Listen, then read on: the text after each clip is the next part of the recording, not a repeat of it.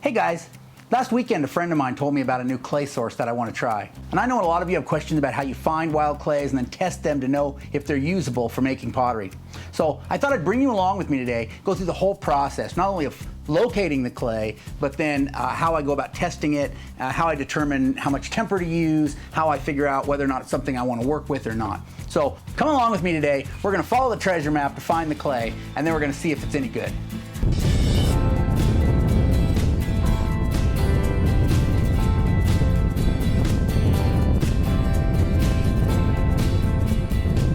Usually when I go looking for wild clay, I'm either looking in a place where wild clay is likely to be found, such as a lake bed or a river bed, or I'm looking for evidence of clay, like tracks in the dirt. I'm looking for that crackled texture. I'm looking for that horizontal strata, all right? But today, it's a little different because somebody gave me directions. If you want to know more about the evidence of clay, what to look for to locate it in nature, I'll put the link to a video I made right up here that'll go into that a little more. In this video though, I'm going to focus on how I go about testing a new clay. When I do find it, when I have already located that clay, what do I do to make sure if it's usable, to kind of figure out what I need to do to make it usable. So now I'm going to head up the road in the direction that my friend sent me and see if I can find that clay.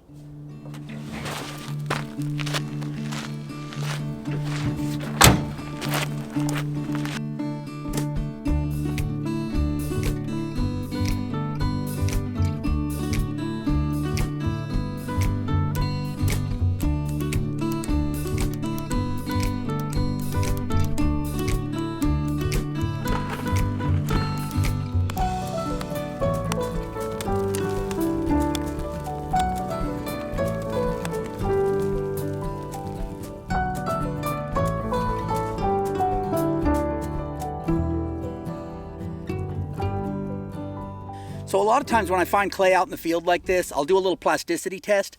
I'll get a little bit of clay wet, roll it into a coil, see if I can wrap it around my finger without it breaking. But I don't always do that. A lot of times I kind of look at a clay and just see just how pure clay it is, know if it's worthy to come back to my studio or not, just by the texture of it. So this material here, just by the crackled texture, the way it breaks into these hard angular chunks, just the texture of the material, I can tell that it's pretty pure clay. Aside from the fact that it was recommended by a friend. So I would bring this back to my studio to test without necessarily doing a plasticity test. Because even if it weren't plastic right away, you might find that that plasticity was improved by aging or through levitation. And so there's things you can do to increase that. And so a field plasticity test isn't everything, but it's a good place to start. So I've got about half a bucket of this material, and I'm going to take it back to my studio, and I'm going to show you how I go through the process of kind of evaluating the clay and trying to figure out how best to process it, how best it might be used. One red flag that I saw with this clay was down in lower areas, there was a lot of selenite crystals in it. Selenite is gypsum crystals, and you don't really want to get that in your clay. That can cause a lot of problems for your pottery. So I came up here where I'm at. I'm near the top of this bed. This is a very deep bed. And I don't seem to see any selenite crystals here, where there were thick sheets of selenite deeper down in this bed in another area. So I want to avoid that selenite, and that's why I came up to where I'm at. So that's one thing you might want to avoid if you're out here looking for clay and you find that.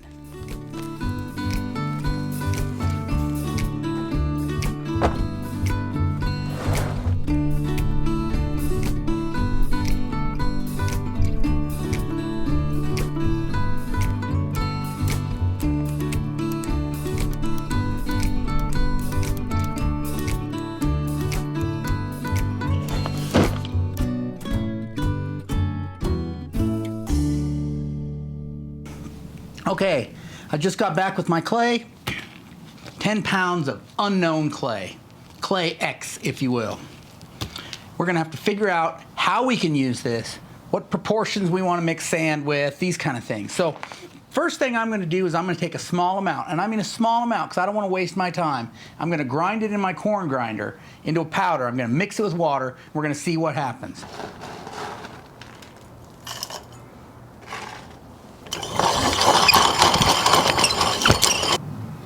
Five,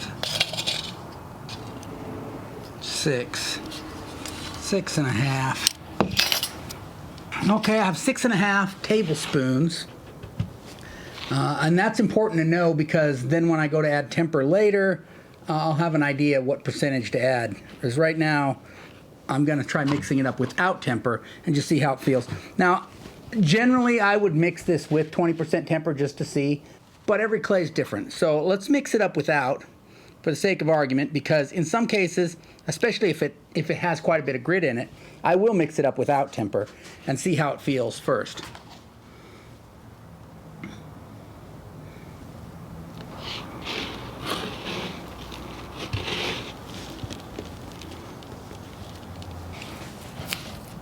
So temper is an important ingredient in clay.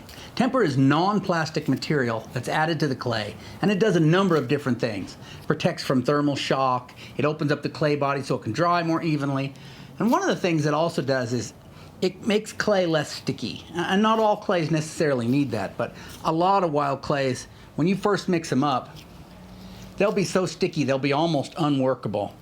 And so that's a first indicator, maybe, when you first mix it up, that it needs a little temper. So in this case, what I'm feeling for as I mix this is how sticky is it? And it's not super sticky. The other thing I feel for is I just feel the texture and the consistency of the clay to see how smooth it is, to feel, because when it has grit, at least, you know, sizable grit, sand-sized grit. I mean, if it's silt size, you may not feel it, but if it's sand-sized grit, you can feel it.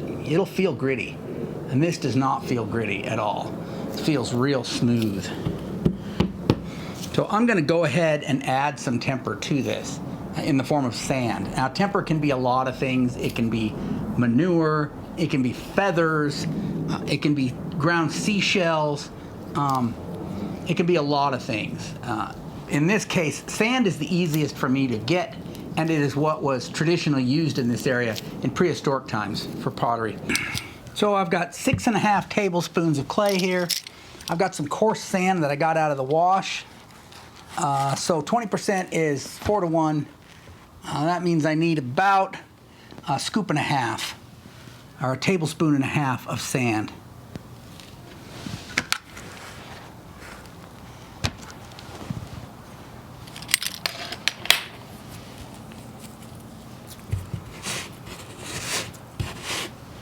At first, when you add sand to clay, it feels like a lot of sand for this amount of clay, and you wonder where it's all going to go.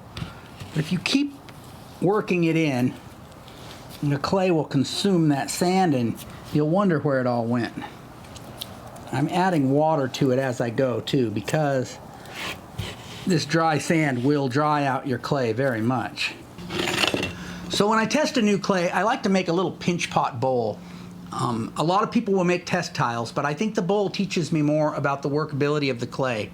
Not only does it give me something usable if it makes it through the fire, because I can use a little bowl like this for all sorts of things, but then I can really test the workability of it, the plasticity, the wet strength, all those factors that make a clay usable for pottery. So I'll get a good idea of how I like it. Maybe I want to go back and collect more and actually try making some nice pots out of it. Maybe I never want to touch it again. Other things I can learn from it: what color it fires, that's very important. How much it shrinks. These are all factors you can test by making a little bowl.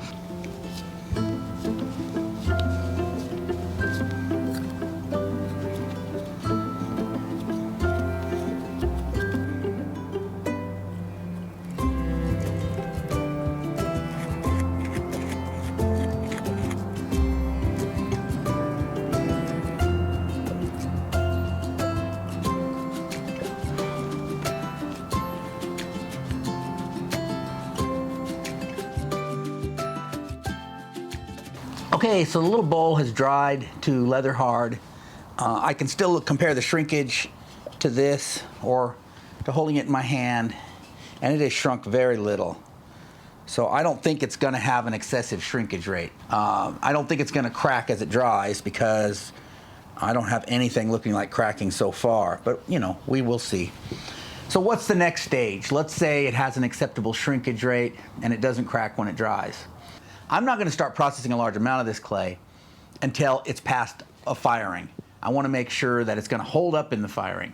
That's also going to give me some more clues about whether or not it needs more temper.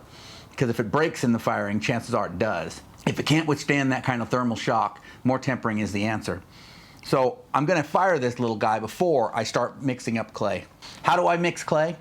I tend to use the dry processing method. That is, I grind it in my grinder, I add the appropriate amount of sand or whatever I'm using for temper, I mix it up dry, then I can store it dry and just scoop it out onto my workbench and wet it as I need it.